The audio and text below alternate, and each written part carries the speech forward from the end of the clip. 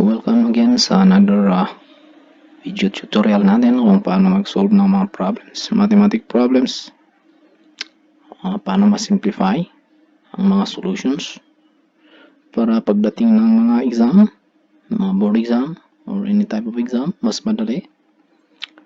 With our videos, we try to simplify, we try to make it simpler as much as possible.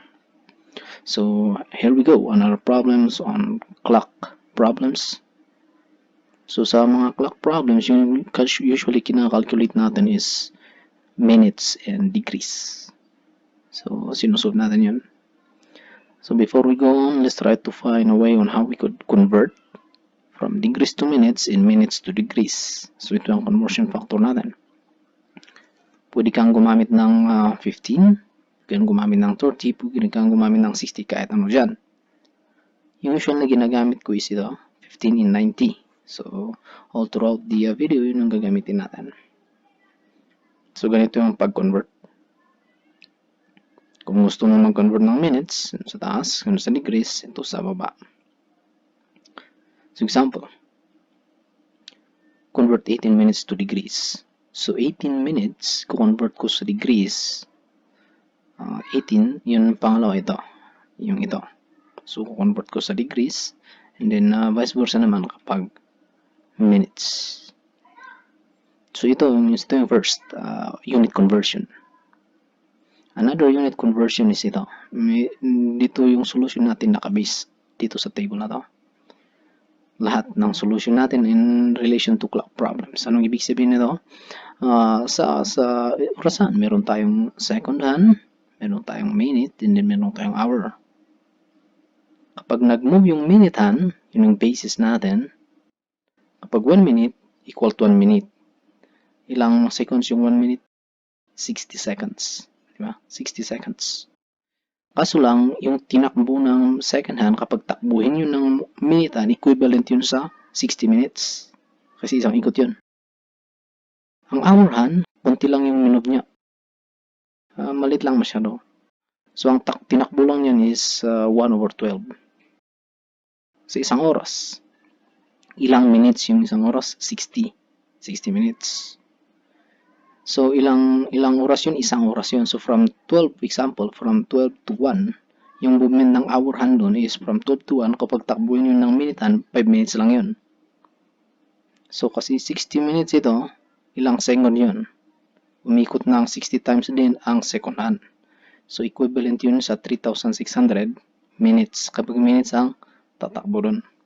So, ito yung gagamitin natin na units para sa solution natin sa clock problems. So, convert natin sa minutes, sa unit na minutes. Parang ganito kung i-drawing natin. So, ito yung hour hand, ito yung minute hand, ito yung second hand.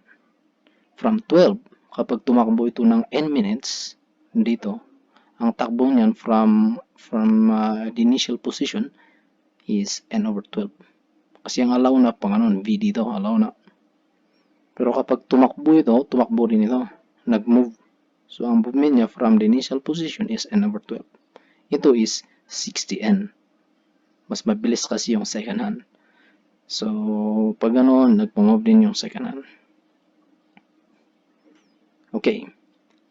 So, remember this one kasi itong gagamitin natin.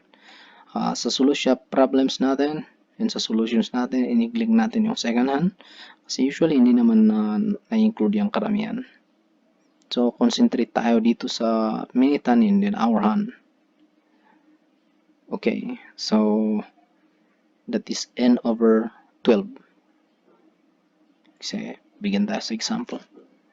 At what time after 3 o'clock will the hour hand of the clock be at 90 degrees? So, 90 degrees. Baka may magsasabing sa 3:15. Kasi parang yung 15, 90 degrees yung dating. So, sa solution natin, always we start with by drawing the clock. Kaya nga ako minsan sa board exam, pinagbabawal yung wall clock. Kasi makikita nyo So, kung may clock problem, always start by drawing. So, i-drawing natin yung movement ng minutes, i-drawing natin yung lahat ng given. Parang ganito. So, ilang minutes, di mo alam, kaya no. Yung outside arc. So, yung movement 3 o'clock, magiging 90 degrees. Yung between ng hour hand at saka minute hand, 90 degrees ito. So, ito 90 degrees. Yung movement ng hour hand from 3 is x over 12. Ito 15. O, 15 minutes yun. Ang 90 degrees, this is 90 degrees, given dito is 15 minutes din yan. 15 minutes. Malalan yung first na sa table. So, yung arc sa labas, ito ang pareho lang sa arc na to. Di ba? Pareho lang yun. Pareho lang yung distance niyan. So, equal natin. Yung 15 plus x over 12 plus 15 minutes, hindi pwedeng 90 yun kasi minutes, dapat minutes ito. Equals to minutes. Kasi hindi mo pwedeng i-add kapag magkaiba yung unit. So, minutes lahat. So, 90 is equals to 15 minutes. And then simplify. Makakakuha tayo ng sagot na 32.72 minutes. So, alas 3 plus 32 minutes. So, that is 3:32. Ano yung 0.72 minutes? That's just the same as 44 seconds. Alam nyo mag-convert niyan kasi ang 1 minute, 60 seconds yun. Convert nyo na lang. So, the answer is 32 and 44 seconds. Alas 3. What is the angle of the hour hand and the minute hand at 3:30? 3:30. Baka may magsabi ng 90 degrees din dyan. Mali yan. Kasi kapag 3:30, nag-move yung hour hand, bumaba na siya sa 3. Kaya medyo less than 90 yung sagot dito. Kung mag-guess tayo, alisin mo yung 90, alisin mo yung 15. Mamili ka sa D and C, 75 or 85. Diba? Guess. Elimination. So, dalawang choices. Meron tayong drawing dito. So, yung movement niya is 3:30. Ito yun. Hour hand, ito yung minute hand. 30 minutes yung tinrable niya. Therefore, yung tinrable nito from 3 is 30 over 12. Yung 3 to 12 is 15 minutes. Ito unknown. Yun yung tinatanong. So, ulitin natin yung arc dito sa baba and then yung arc sa atas. Pareho lang. So, 15 plus 30 over 12 plus theta equals 30. So, minutes, automatic na minutes yan. Minutes, so ang sakot natin makuha natin dito is minutes. Convert natin yan sa degrees times 90 over 15. Sa table kanina kung paano mag-convert. So, 75 degrees. So, that is 75. At what time will the hand of the hand of the clock be in a straight line between 7 o'clock and 8 o'clock in the evening? Between 7 to 8 magiging straight line. Ano ba kasi yung meron sa straight line? Ang straight line, ang angle ng isang straight line is 180 degrees, di ba? Ang 180 degrees sa table natin kanina is 30 minutes. Kahit i-convert nyo, 30 minutes yun. Okay, so drawing natin. So ito yung minute hand, ito yung hour hand, straight line daw. Kaya ang angle dito is yung itong red is 180 degrees. That is 30 minutes. 30 minutes. Yung 7 alas 7 is 35 minutes yun. Ito yun. So, yung movement ng hour hand from 7 hanggang dito is n over 12. Yung n, yun yung tinrable ng minute hand. So, dito yun. From 12. Di ko alam, hindi naman exact na dito kasi assumption lang yun. Kahit saan mo i-drawing, depende yan sa pag-drawing mo. Pwedeng dito close to 1. Basta straight line. Makagawa ka ng equation. So, yung loob na arc is equals to outside na arc. So, yung 35 plus n over 12 is equals to n over n plus 30. 30 minutes yung 180. So, simplify. The answer is 5.45 minutes. So, that is 7 and 5 minutes, 5.45 minutes. Medyo close dito. Mga 7.5. So, ang sagot is letter A. 5.45. What's the angle between the hour hand and the minute hand on 6:32? 6:32. So, ulit, i-drawing natin palagi yan. My suggested solution is let's draw it. Okay, before tayo mag-solve, ano kayang pagkakaiba ng negative? Baka may lalabas na negative na sagot. Ano yung ibig sabihin ng negative? Given that your solution is correct, yung mga pag-add, pag-subtract is correct, negative pa rin ang lumabas na sagot. Ibig sabihin nun, yung drawing mo sa minute hand and din sa hour hand nagkapalit. Iba yung position, parang ganito. Maybe yung sa 6:32, andito yung hour hand.